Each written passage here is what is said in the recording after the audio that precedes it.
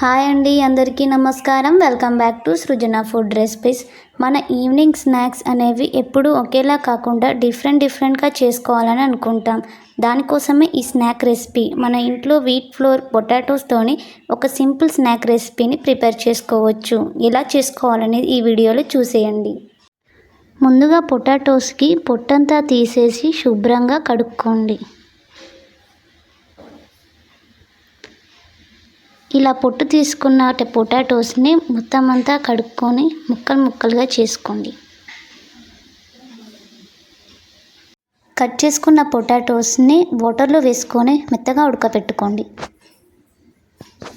ముందుగా ఒక ప్లేట్లో 1 కప్పు గోధుమ పిండిని తీసుకోండి. ఇందులోని కొద్దిగంత జీలకర్రని తీసుకోండి.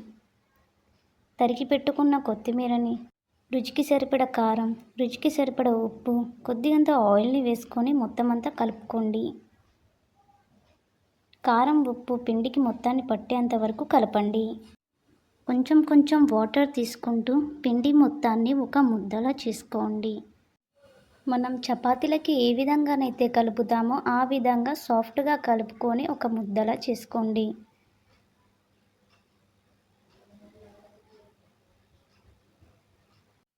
మనం బాయిల్ చేసి పెట్టుకున్న పొటాటోస్ మొత్తం అంతా మ్యాష్ చేయండి.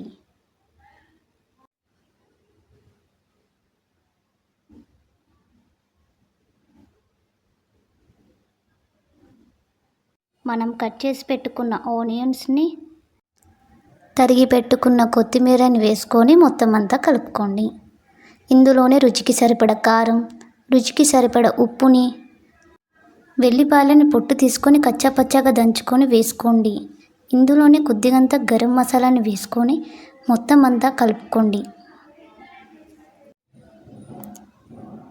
మనం కలుపుకున్న పిండికి పొడి పిండిని అంటించి రోటీ చెక్క మీద పెట్టి రోటీని తాల్చినట్టుగా తాల్చండి.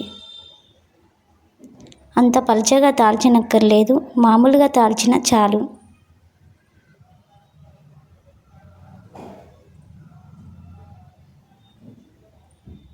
మనం రెడీ చేసి పెట్టుకున్న స్టఫింగ్ని రోటీ మొత్తం అంతా స్ప్రెడ్ చేయండి.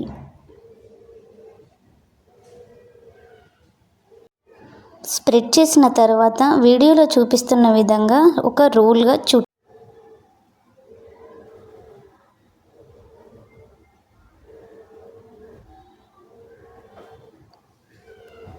మొత్తం అంతా చుట్టుకున్న తర్వాత నైఫ్ తోటి అటుపక్కల ఇటుపక్కల కొంచెం అంత పిండిని తీసేసి ఒక్కొక్క పీసెస్గా కట్ చేయండి.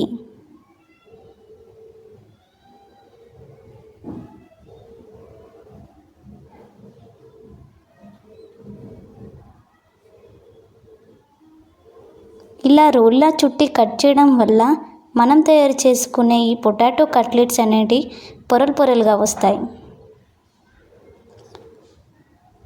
వీడియోలో చూపిస్తున్న విధంగా కొంచెమంతా అలా ప్రెస్ చేసి పిండిలో ముంచి మళ్ళీ కొద్దిగంత ప్రెస్ చేయండి. ఇలా మొత్తం. అలాగే స్టవ్ వెలిగించి ప్యాన్ పెట్టుకొని అందులో కొద్దిగంత ఆయిల్ని వేసుకొని మొత్తం అంతా అప్లై చేయండి. ఇది నార్మల్ ఆయిల్ తోటి కట్లెట్స్ రెడీ అవుతాయి.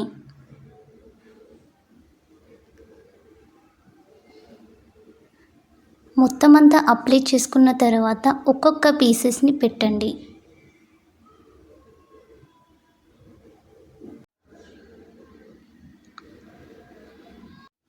కట్ చేసి పెట్టుకున్న పీసెస్ అన్నిటినీ మొత్తం అంతా పెట్టండి. అన్నీ పెట్టుకున్న తర్వాత మళ్ళీ కొద్దిగంత ఆయిల్ని వేసుకోండి. ఆయిల్ అనేది ముందుగానే అబ్జర్వ్ చేసుకుంటుంది కాబట్టి తరువాత మళ్ళీ కొద్దిగంత ఆయిల్ లో ఫ్లేమ్లో ఫ్రై కానివ్వండి. కట్లెట్స్ అనేవి కాలుతుండగానే మధ్యలో తిప్పుతూ ఉండాలి.